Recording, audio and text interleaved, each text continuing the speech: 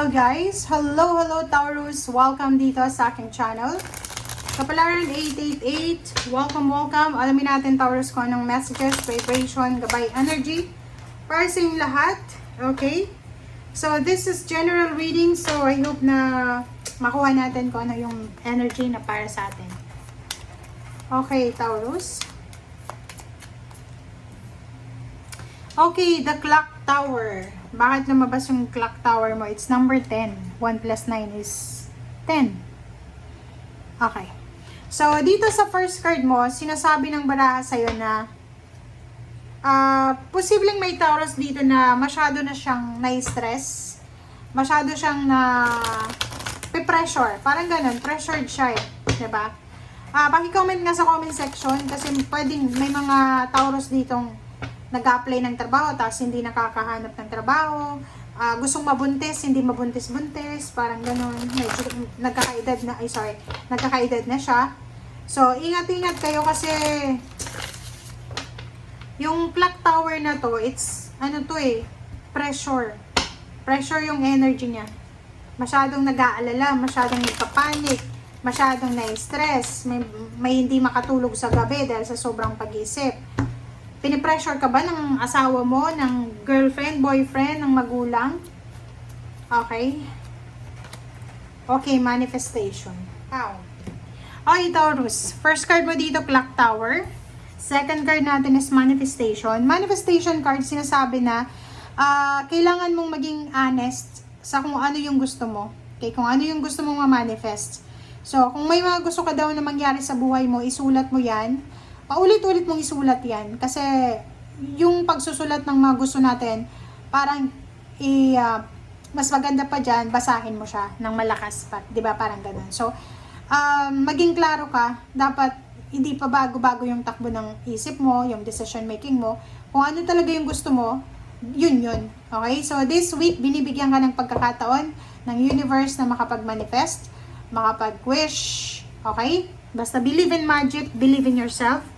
Magtiwala ka sa taas, magtiwala ka sa kakayahan mo. Okay. Taurus.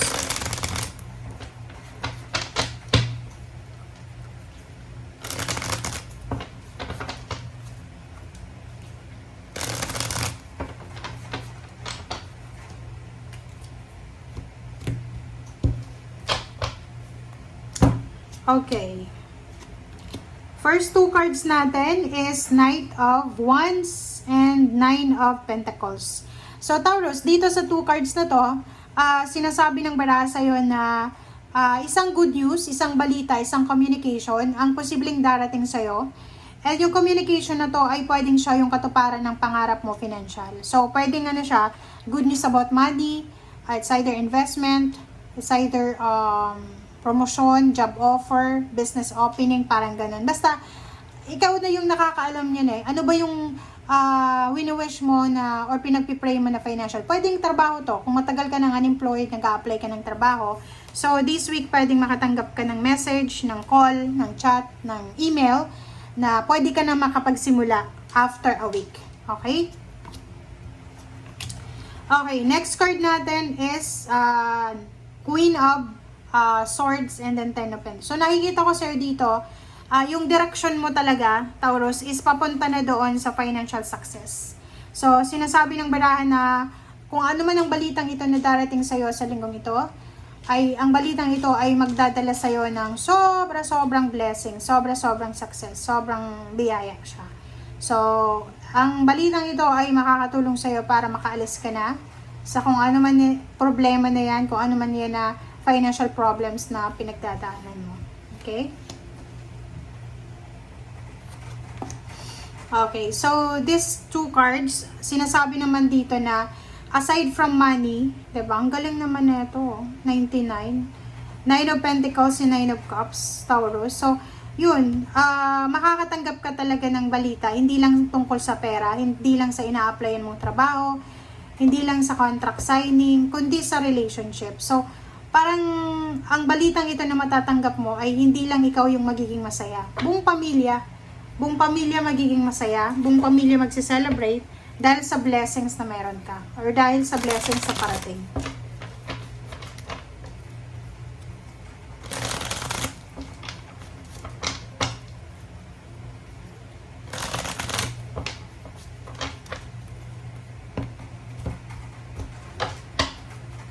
Okay. Two of Pentacles, and then Queen of Pentacles. So, dito sinasabi ng bara sa'yo, may iba sa inyo, Taurus, na talagang simula sa linggong ito, meron kayong tatrabahuin talaga para mahawakan nyo na talaga yung pera na minamanifest nyo. Ang nakikita ko sa'yo, parang resonated ka sa Virgo. 'Di ba? Yung Virgo, Capricorn, and Taurus. Pare-pareho kayo ng mindset, yung parang sobra-sobrang motivation talaga. So, pwedeng mag-aaral ka ng skills, pwedeng may plano ka dito na magnegosyo, or nakikita ko sa iyo dito yung yung minamanage mo yung finances mo. Pwedeng nagsusulat ka ng mga bagay-bagay na gusto mong mangyari sa buhay mo, mga goals mo, ganyan, ganito. Okay. Wow. Sinasabi din ng bara sa'yo na may magbabago, may transformation, may prosperity na abundance na darating sa'yo, Taurus. But, may kailangan ka munang i-give up. Hindi natin alam, ikaw lang yung nakakaalam na ito. Siguro may choices ka na pinagpipilian. Pwedeng job offer to, job choices, di ba? Job offers. And, bago daw ito umarangkada, di ba, yung success mo. Bago umarangkada yung success mo forward, kailangan mo munang i-give up. May kailangan kang i-give up. May kailangan kang ayusin. May kailangan kang balansehin. Okay? Okay. So, next card natin is Princess of Swords and Judgment. So, these two cards, sinasabi ng bara sa'yo dito na isang desisyon ang posibleng gagawin mo, Taurus, sa linggong ito.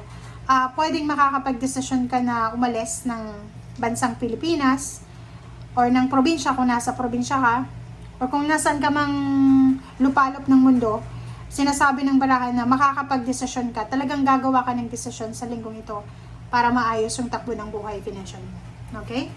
And dito naman sa Knight of Swords, sinasabi ng Knight of Swords na to na ano man ang balita na darating sa'yo, kailangan nating tanggapin, acceptance, kailangan natin na alamin kung ito bang hinihintay natin is worth it ba to na maghintay pa tayo ng matagal.